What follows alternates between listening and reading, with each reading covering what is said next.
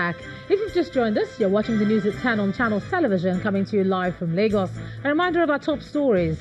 Former President Goodluck Jonathan opens up an event leading to his defeat in 2015 presidential election as he unveils book detailing his last days in office. Governor Abubakar of Bauchi reads Riot Act to perpetrators of violence in the state, imposes dusk-to-dawn curfew in 5 communities recently rocked by crisis.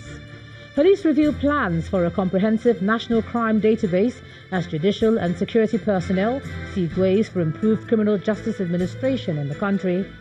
And at least 37 fighters from the Al-Shabaab militant group killed in precision airstrikes by U.S. Africa Command forces.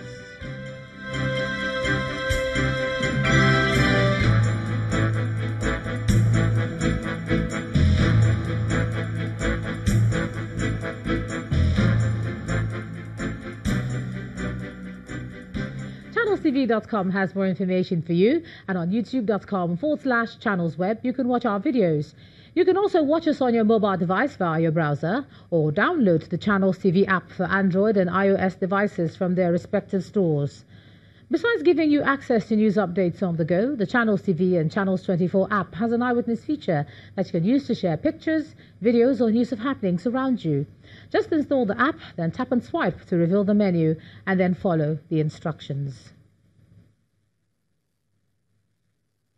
Now let's take a deeper look at the National Crime Database, and joining me live from Abuja is the Force Public Relations Officer, Jimoh Moshood. Thanks a lot for joining us on the news at 10.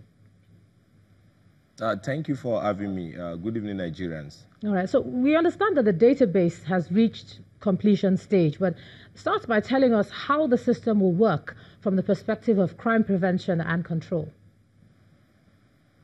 Thank you so much. It's quite important to have this opportunity to explain to Nigerians that the Nigerian police force is at the last stage of completion of the crime incident and crime database in Abuja, in Lagos, and in the other 6 geopolitical zones across the country.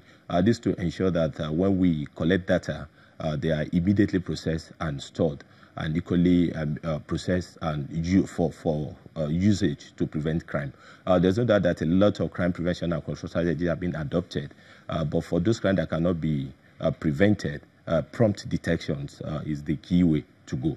And this is where the issue of having this adequately on ground comes into being. I want people to equally know that we have widespread police divisions and police posts and stations across the country. In fact, we have close to 2,000 police divisions, and we have 223 area commands. There are initially 142, but the Inspector General of Police created additional 81, the current IGP Ibrahim Putu Idris MP MNI, to make police services spread across the nook and cranny of this country. But the Administration of Criminal Justice Act, AJAC, has bestowed more responsibility on the Nigerian police force. Section 29, 33, and 34 specifically stipulate what are the role of the Nigerian police force in the implementation of criminal justice. If you look at the criminal justice entirely, you know, the police is the executive because of the fact that everything starts from us. The police is the first point of call where people are robbed, where people are traumatized, where people probably on sexual offenses and kidnapping and all the likes. And it is important for us to be up to date in ensuring that we carry out our responsibility. So in the administration of criminal justice, this crime database will ensure that we have adequate data. The additional thing I want to add is that this section 29, 33, and 34 equally empowered us where an offender has been accused of an offense and the offender has been arrested. We have the power now under the law to take the data of such an offender, from biometric data to whatsoever data we wanted, which is going to be taken and stored, so that if an offender comes out to commit another crime, we'll be able to apprehend the offender promptly. So we are doing this, and this regional center will be networked to all the police divisions and area commands, and equally the command. We have 37 commands, 36 states, including Abuja making 37, and we equally have 12 zonal command that will be making use of these centers. And we are very hopeful that if more budgetary allocation is given to us, the completion can be hastened up. The data of Abuja and Lagos is more than 95% completed, and we are very hopeful that the President of the Federal Republic of Nigeria will commission it soon. Okay, if I can just stop you to ask you, I mean, so that we can have a conversation, if you can hear me, if I can just stop to ask you how exactly you're going to do things differently. I hear what you're saying, and I'm asking that because if by now there is no, how have the police been keeping their records in terms of crime data gathering and tracking of information up to this point? Because one of the reasons you look at security reforms is what has been done wrong in the past and how can we get it better now? How have you been doing it in the past, and what are you going to do differently now is the question. Thank you so much. We have very efficient and effective criminal, so what we call the Central Criminal Registry, but is in Lagos and equally have some location in some state of the Federation. But this new initiative is to be able to enable the process to be faster. We equally have state-of-the-art equipment equally installed at the Central Criminal Registry in Lagos, which is under the 4CID. But it's going to be make it faster and to make it more efficient.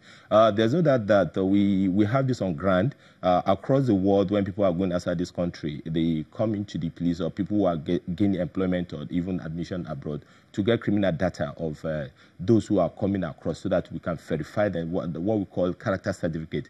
We have a central record where we do so in Lagos, and we have been using this to fight crime and to ensure that all crime prevention and control strategy of the force is effective. We have this on ground, but this the government is doing for us is part of the initiative of government to make police service more efficient and more effective. Okay, thank you so very much, Force Public Relations Officer Jimoh Moshood, for clarifying that and sharing that here on the news at 10 tonight.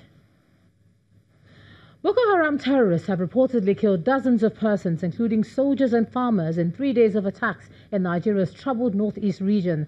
The reports say the Islamic State West Africa province, a Boko Haram splinter group, launched attacks on 3 military bases over the weekend, killing the soldiers and civilians. One of the attacks was said to have occurred in a remote village near Nigeria's border with Niger Republic, where the base commander and 3 officers were allegedly killed there alongside others. However, the defense headquarters could not confirm the incident when contacted by Channels Television. The Nigerian Army says its troops killed a key member of ISWAP last weekend during a joint military operation conducted by the Nigerian Army and the Air Force. Now, the race is on to find the candidate with the best portfolio to deliver a better Nigeria. The co-chair of the National Intervention Movement, Dr. Olisa Agbakoba, believes that a framework is needed to bring the small but vocal parties into an alliance. He was speaking at a media chat here in Lagos. We clearly understand that to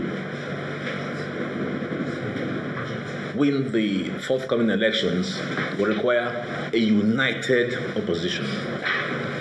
So all the parties are simply presenting their presidential candidates. So we now know about Atiku's adoption and his political manifesto, and others are all taking place. But by January, the CUPP will formalize its own consensus candidate. It may well be Atiku. It's possible. It may not. But the person who will win it will be the person who shows what I like to call the heavy lifting. You must be able to show that you can get the job done. We are making sure that the 4 locust years of 2015 to 2019 will never repeat itself in Nigeria again. This has been the worst government in Nigeria's history. Unemployment rates are 20 million. Youth unemployment is so high. Inflation is raging at about 18%. Borrowing requirements are at about interest rates 22%. Nothing is working. I'm sure you all know that. So we need to do something to reclaim it. So that's the message. And the message is that we can only do that in a united opposition party, which we now have.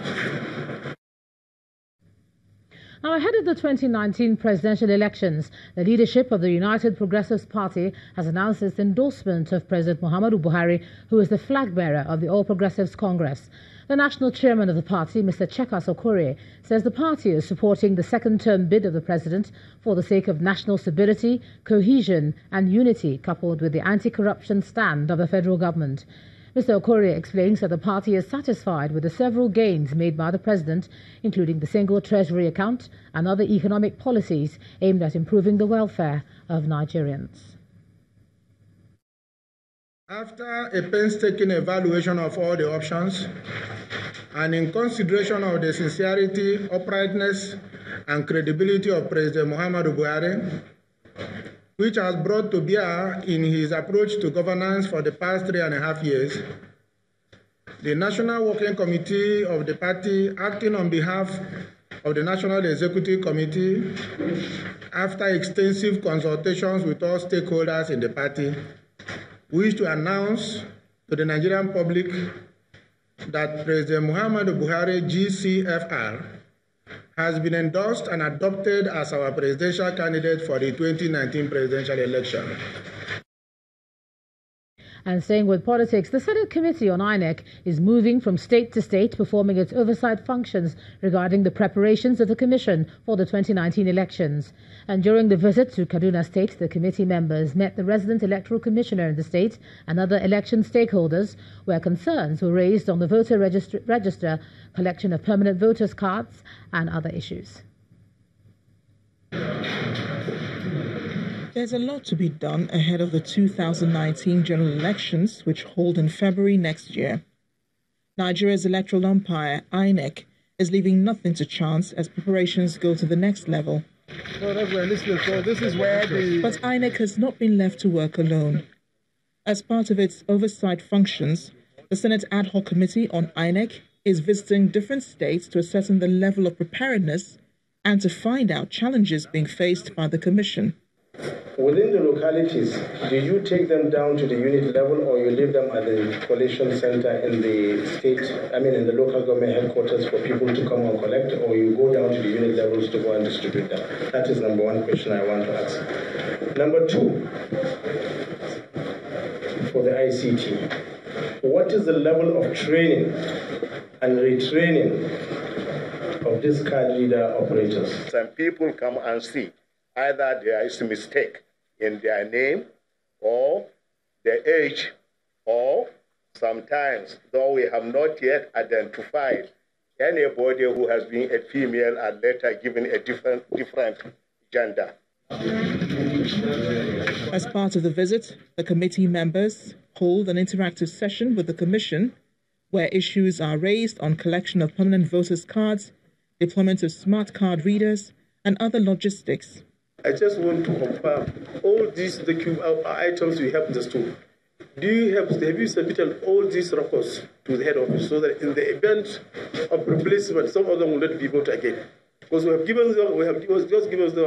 approved their budget. We have received 336, 502. Now, out of this, we have distributed 104,349. Many of the voters who registered do not come to the LGAs to collect their cards as expected.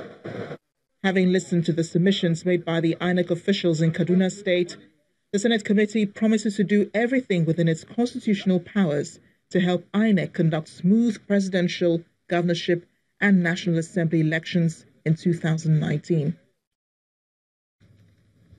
When the news at 10 returns, ahead of the 2019 polls, economic and policy analysts asked Nigeria's presidential candidates to clarify their plans for privatization and economic growth. And that's on Business News. You stay with us.